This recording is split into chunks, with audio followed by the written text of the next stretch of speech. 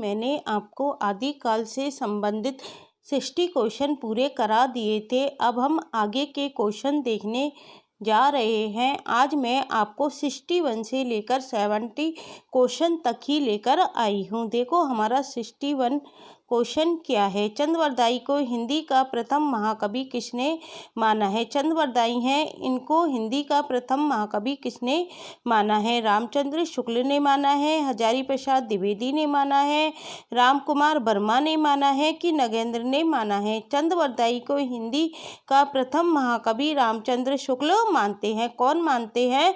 रामचंद्र शुक्ल मानते हैं। Question number 62 है, सिद्धों से संबंधित रामचंद्र शुक्ल के कौन से कथन सही हैं। मतलब उन्होंने जो सिद्धों से संबंधित हैं रामचंद्र शुक्ल के कथन, इनमें से कौन से कथन हमारे सही हैं। ब्रजयान में आकर महासुखवाद का प्रवर्तन हुआ। पहला कथन हमारा क्या है कि ब्रजयान में आकर महासुखवाद का प्रवर्तन हुआ। दूसरा कथन है नाथ पंथ सिद्धों की परंपरा से नहीं निकला है। तो यही हमारा कथन गलत है। क्यों गलत है? क्योंकि जो नाथ पंथ है वो किससे निकला था? वो सिद्धों की परंपरा से ही निकला था। तो ये हमारा क्या हो गया? गलत हो गया। ब्रजयान में आकर महासुखवाद का प्रवर्तन हुआ, ये बिल्कुल सही है। सिद्धों का साहित्य शुद्ध साहित्य के अंतर्गत नहीं आता है, ये बात भी बिल्कुल सही है कि सिद्धों का साहित्य होता है वो शुद्ध साहित्य के अंतर्गत नहीं आता है। और हमसे पूछ रहा है कथन सही कौन सा है, तो ये कथन भी सही है। अगला है सिद्धों की वानियाँ सांकेतिक नहीं है, जबकि सिद्धों की वानियाँ कैसी थी? सांकेतिक थी। तो ये कथन क्या हो गया? गलत हो गया। निम्न में से सही विकल्प चुनिए, ए और सी, ए और बी। तो इनमें जो सही विकल्प होगा वो क्या होगा? ए और सी, क्योंकि हमारा ए ऑप्शन बिल्कुल सही है कि ब्रजयान में आकर महासुखवाद का प्रवर्तन हुआ। और सी कथन है सिद्धों का साहित्य शुद्ध साहित्य के अंतर्गत नहीं आता है, ये भी कथन हमारा बिल्कुल सही है। अगला क्वेश्चन है 63, सिद्धों और योगियों की रचनाओं का जीवन की स्वाभाविक अनुभूतियों और दशाओं से कोई संबंध नहीं है। सिद्धों और योगियों की रचनाओं का जीवन की स्वाभाविक अनुभूतियों और दशाओं से कोई संबंध नहीं है, अतः वे शुद्ध साहित्य के अंतर्गत नहीं आती है। विचार किसका है? मुनि जिन विजय का है, हजारी प्रसाद द्विवेदी का है, रामचंद्र शुक्ल का है। तो ये विचार किसका है गाइस? ये रामचंद्र शुक्ल का है। क्वेश्चन नंबर 64 है, इश्क भरा है देख ले और जगत से दूर, एक अचम्मा हमने देखा देहरी का नासूर। अमीर खुसरो की उपर्युक्त पहेली से क्या अभिप्राय है? उनकी पहेली क्या है अमीर खुसरो की? इश्क भरा है देख ले और जगत से दूर, एक अचंबा हमने देखा देहरी का नासूर। तो वो सही सन्यासी है, कुआं है या प्रेमी का हृदय है? तो इस पहेली का अभिप्राय किससे है? कुआं से है। तो इसका आंसर क्या आ जाएगा? कुआं। क्या क्वेश्चन है? इश्क भरा है देख ले और जगत से दूर। कुआं बना होता है वो कहाँ बना होता है? जगत से दूर बना हुआ होता है। एक अचंबा हमने देखा देहरी का नासूर। तो इसका आंसर क्या हो जाएगा? कुआं। क्योंकि अमीर खुसरो आदिकाल के अंतर्गत आते हैं और अमीर खुसरो की पहेलियां और मुकरियां प्रसिद्ध हैं जो कि पेपर में पूछी जा सकती हैं। क्वेश्चन नंबर 65 है, एक थाल मोती से भरा सबके सिर पर औंधा धरा, चारों ओर वह थाली फिरे मोती उससे एक ना गिरे। तो इसका देखो क्या आंसर आएगा। एक थाल मोती से भरा सबके सिर पर औंधा धरा, चारों ओर वह थाली फिरे मोती उससे एक ना गिरे। मतलब इस तरह से होता है आकाश सबके सिर पर औंधा धरा, और ये इसमें क्या होते हैं? मोती होते हैं, और ये क्या होते रहते हैं? चारों ओर फिरते रहते हैं। तो ये इसका क्या आंसर हो जाएगा? आकाश आंसर हो जाएगा। क्वेश्चन नंबर 66 है, एक नार ने अजरज किया, सांप मार पिंजरे में दिया, ज्यों ज्यों सांप ताल को खाए, सूखे ताल साप मर जाए। देखो इसका आंसर क्या होगा, एक नार ने अजरच किया, मान के चलो ये नार है, इसने क्या किया, अजरच किया। सांप मार पिंजरे में दिया, ये सांप की आकृति मानी जाती है और ये क्या है, पिंजरे में दिया, ये एक तरह से इसका क्या हो गया, पिंजरा हो गया। जो जो सांप ताल को खाए, ये जो सांप है ये किसको खाएगा, ये ताल है हमारी, इसमें क्या भरा हुआ है, तेल।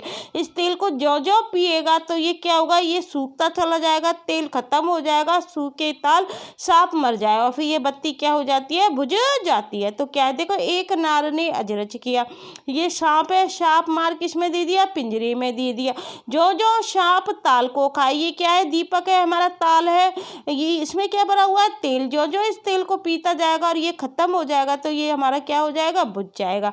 तो इसका आंसर क्या आ जाएगा, दीपक आ जाएगा, आकाश नहीं होगा, दर्पण नहीं होगा और कुआं भी नहीं होगा। ये क्या है, कुआं, तो ये इसका आंसर कुआं भी नहीं होगा। देखो क्वेश्चन नंबर 67 है, देखो इसमें क्या पूछा गया है। अपभ्रंश के जो नमूने हमें पदों में मिलते हैं वे उस काव्य भाषा के हैं जो पुरानेपन के कारण बोलने की भाषा से कुछ अलग, बहुत दिनों तक, आदिकाल के अंत क्या उसके कुछ पीछे तक पोथियों में चलती रही।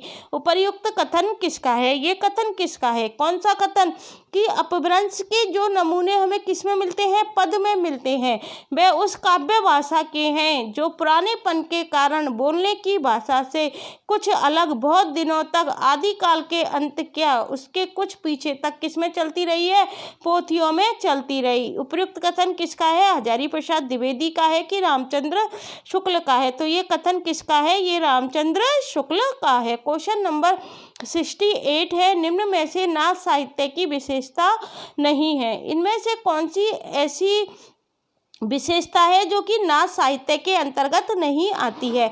रामायण तथा महाभारत से संबंधित कथाओं का साहित्य में समावेश, यही विशेषता क्या है, नाथ साहित्य की विशेषता नहीं है। चित्त शुद्धि और सदाचार में आस्था, ये नाथ साहित्य की विशेषता है। गुरु महिमा, ये नाथ साहित्य की विशेषता है। उलटवासियाँ, ये नाथ साहित्य की विशेषता है। तो कौन सी विशेषता नाथ साहित्य की नहीं है, रामायण तथा महाभारत से संबंधित कथाओं का साहित्य में समावेश, ये विशेषता किसकी नहीं है, नाथ साहित्य की विशेषता नहीं है। क्वेश्चन नंबर 69 है, विद्यापति की कौन सी रचना अभी तक संपादित होकर प्रकाशित नहीं हुई है। आपको विद्यापति की रचनाएं याद रखनी है। विद्यापति की कौन कौन सी रचनाएं हैं, कीर्तिलता है, कीर्ति पताका है, पदावली है।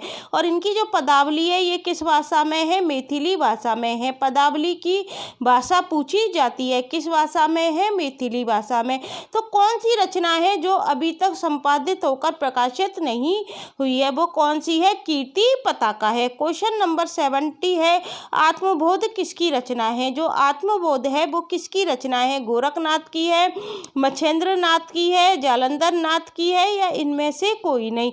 जो आत्मबोध रचना है वो गाइस किसकी है, वो किसकी है आत्मबोध रचना, वो गोरखनाथ की है। तो गाइस आज मैंने आपको 61 से लेकर 70 क्वेश्चन पूरे करा दिए हैं। आशा करती हूँ आपको समझ में आ गए होंगे। मुझे आपको आदिकाल से संबंधित प्रश्नोत्तरी में पूरे 100 क्वेश्चन कराने हैं। क्वेश्चन तो इसमें से आदिकाल में से आराम से हम 500 क्वेश्चन भी बना सकते हैं, लेकिन मैं आपको वही क्वेश्चन करा रही हूँ जो कि वेरी वेरी इंपॉर्टेंट है, जो प्रीवियस ईयर क्वेश्चंस हैं, जो पिछले कई सालों के पेपर में आ चुके हैं। तो मैं आपको अभी 30 क्वेश्चन और पूरे कराऊंगी, जिससे हमारे आदिकाल से संबंधित जो महत्वपूर्ण क्वेश्चन है पूरे 100 तैयार हो जाएंगे।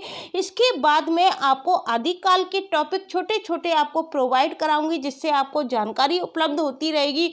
जैसे मैं आपको गोरखनाथ के बारे में बता दूंगी, सिद्ध साहित्य के बारे में बता दूंगी, नाथ साहित्य के बारे में आपको जानकारी दे दूंगी, जैन साहित्य के बारे में आपको जानकारी प्रदान करूंगी। इसके अलावा रासो साहित्य क्या है, रासो साहित्य की विशेषताएं क्या होती हैं, और सबसे प्रमुख जो क्वेश्चन बनता है वो बनता है आदिकाल की मतलब विशेषताएं क्या है। इसके अलावा आदिकाल की हमारी पृष्ठभूमि क्या रही थी, पृष्ठभूमि में हम क्या पढ़ते हैं, आदिकाल की राजनीतिक स्थिति क्या थी, धार्मिक स्थिति क्या थी, सामाजिक स्थिति क्या थी, उस समय की सांस्कृतिक स्थिति क्या थी, इन सब के बारे में हम अध्ययन करते हैं।